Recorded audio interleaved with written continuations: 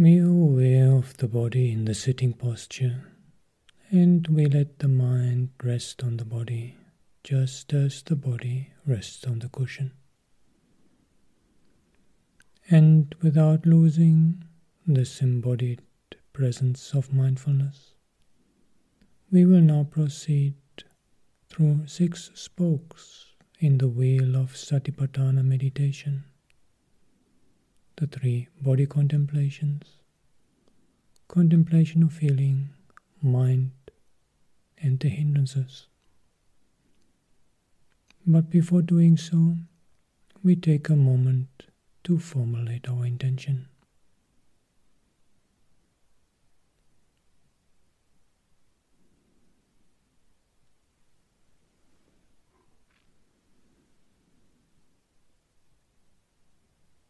And having formulated our intention, we proceed to these body scannings done in one flow for anatomical parts and the elements, with the understanding that even though at times we may proceed very quickly, this is not in itself a sign of proficiency that we do them fast. It is just in order to be able to adjust our practice to what the present moment requires. And at other times, we might find it preferable to go very slowly, part by part. Beginning with the anatomical parts. Skin from the head moving down to the feet. Flesh from the feet moving up to the head. Bones from the head moving down to the feet. And we are aware of this body in the sitting posture, made up of skin, flesh and bones, cultivating an attitude of non-attachment.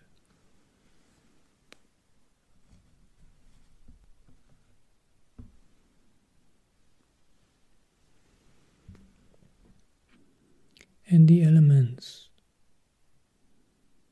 starting with the earth element, from the head moving down to the feet. Water element, from the feet moving up to the head. Fire element, from the head moving down to the feet. Wind element, from the feet moving up to the head. And we are aware of this body in the sitting posture as pervaded by these 4 elements, with an understanding of their empty nature.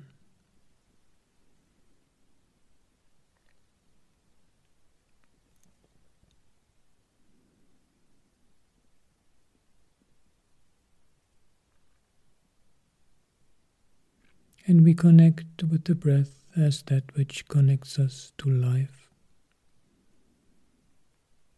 bringing to mind the image of a skeleton to remind us of the fate of this body to fall apart. And with every inhalation, aware this could be my last breath. And even if it is not the last breath, it is certainly one breath closer to death. And with every exhalation, we relax and let go. Relax and let go.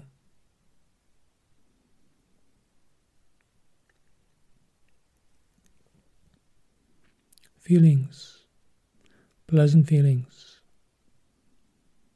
From the head to the neck, shoulders, arms, hands, torso, hips, legs, feet, and painful feelings from the feet to the legs, hips, torso, the hands, arms, shoulders, neck, head, and neutral feelings from the head to the neck, shoulders, arms, hands, torso, hips, legs, and the feet.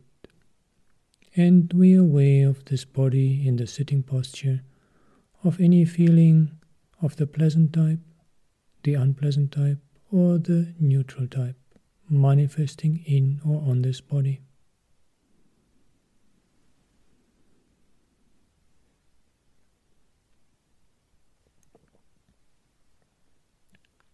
And from having explored bodily feelings, we open the vista of our awareness to any type of feelings, including those predominantly manifesting on the mental level.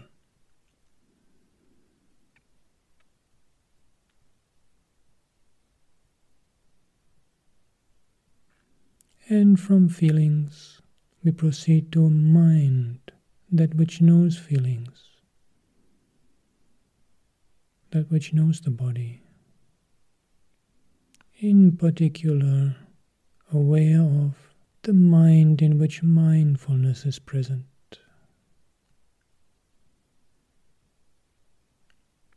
Continuing to familiarize ourselves with the texture, flavor, with the distinct characteristic of our mind when mindfulness is there, when sati is established.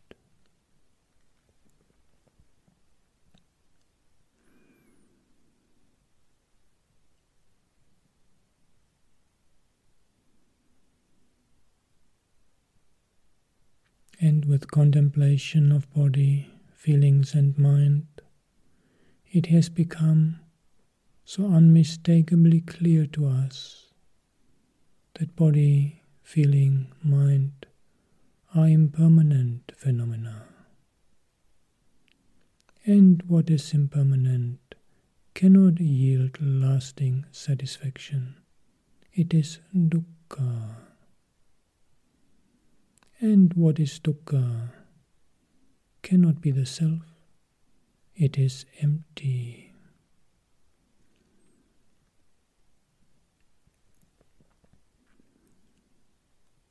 And we proceed to exploring conditionality in a very practical manner with the hindrances,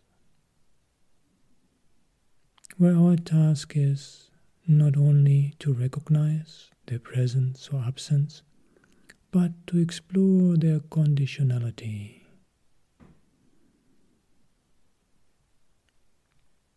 We examine this mind. Let me see.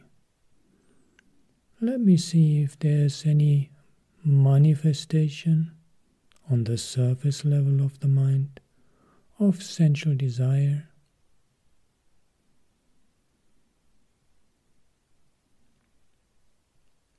anger,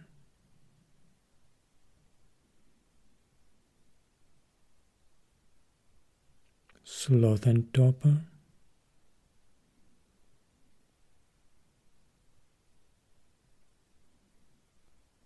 restlessness and worry,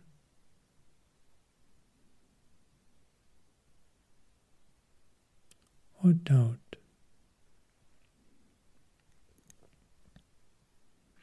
And if we find that any of these 5 hindrances is in the mind, with an attitude of a good chess player, we examine the situation.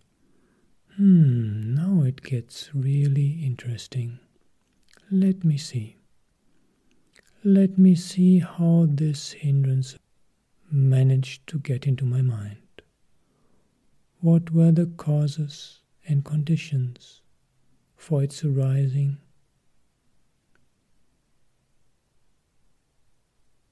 And what are the causes and conditions that can help me to get out of it?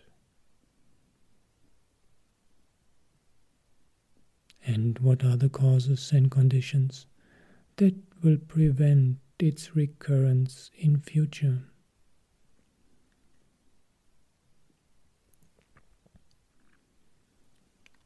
And at times we may find just being mindful and examining these conditions will be sufficient for the hindrance to go into abeyance.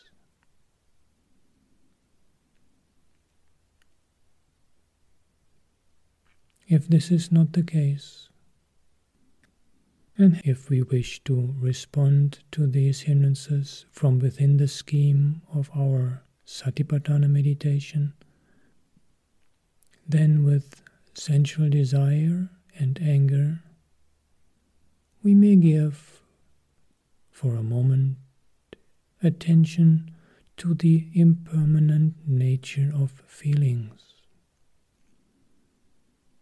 the impermanent nature of pleasant feelings to undermine sensual desire, and the impermanent nature of painful feelings to counter anger.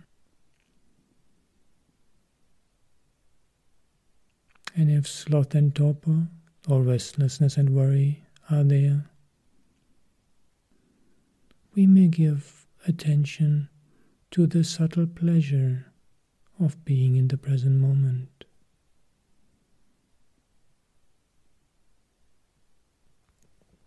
To help the mind gain balance, neither being with too little energy nor with too much energy, that balance of the pleasure of being in the present moment.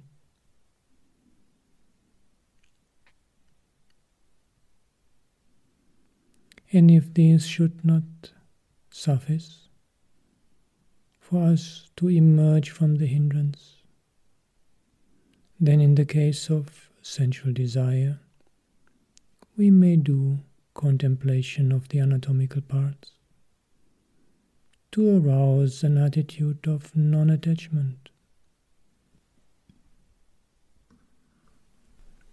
And in the case of anger, we may do contemplation of the elements,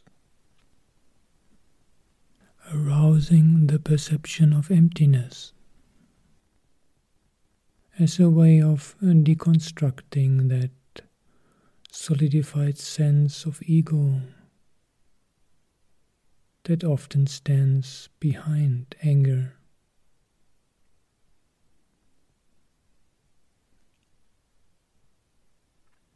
And in the case of sloth and torpor, or restlessness and worry, we may take up contemplation of death.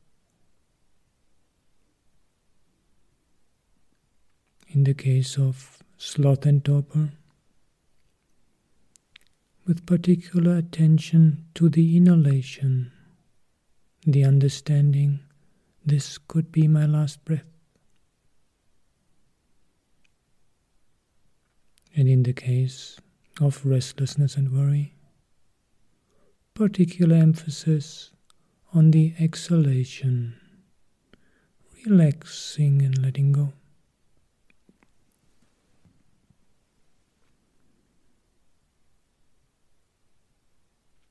And in the case of doubt, we investigate.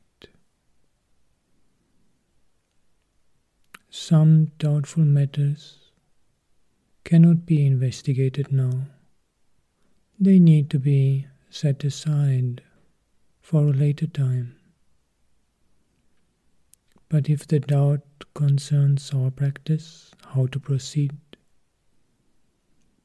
rather than feeling helpless, we investigate. Let me see. I don't know how to proceed now. So let me try. Let me try this way. See what happens. No, this didn't work. So let me try it that way. See what happens. This works. Sooner or later, by investigating, we will find a solution. And having found the solution from our own experience, we know in future how to proceed. And we learn to rely on ourselves, to become our own teacher.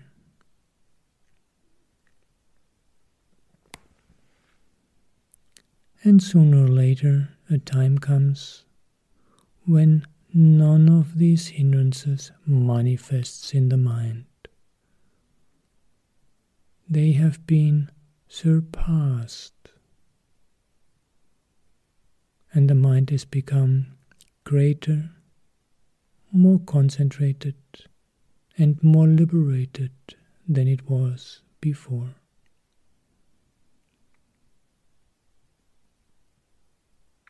What a relief! What a relief to be, even for a moment, free from being overpowered by these hindrances. Oh, the mind is like crystal clear water, not colored by sensual desire, not boiling in anger, not overgrown by the algae of sloth and torpor, not tossed around by the winds of restlessness and worry, not muddied and darkened by doubt. What a relief, like having settled a debt, having recovered from disease, having been released from prison and slavery, having safely completed the dangerous journey. And we rejoice in this condition of the mind of temporary freedom from the hindrances.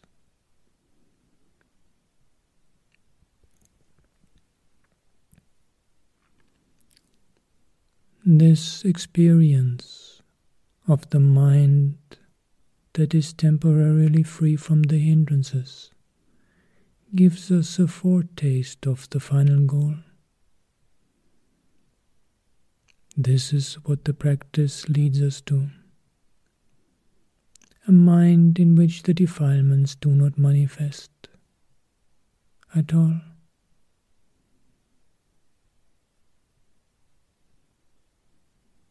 A mind forever free from the hindrances.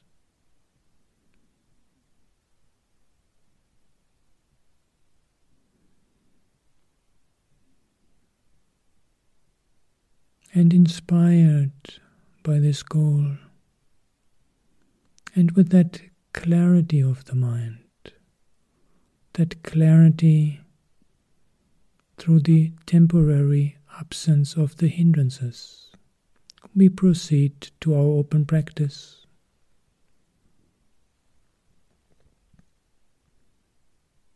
Opening up to experience at any of the 6 dense doors, in whatever way it unfolds. Just aware of it.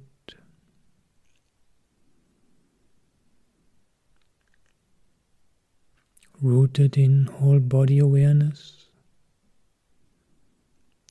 fortified with non-attachment, emptiness, and that liveliness to the present moment through having faced our mortality. that direct feeling of impermanence, that exquisite flavor of the mind when mindfulness is present, and that clarity, that crystal clarity of the mind. With all these qualities and understandings, insights of our cultivation of Satipaṭṭhāna up to this point, we face the present moment in whatever way it unfolds, just aware, just mindful. Mindful of the flow of experience,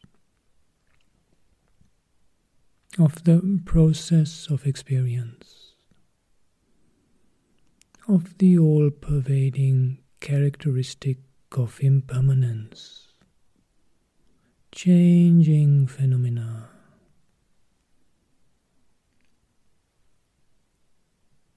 Just the flow, just the flux, and we are aware of it.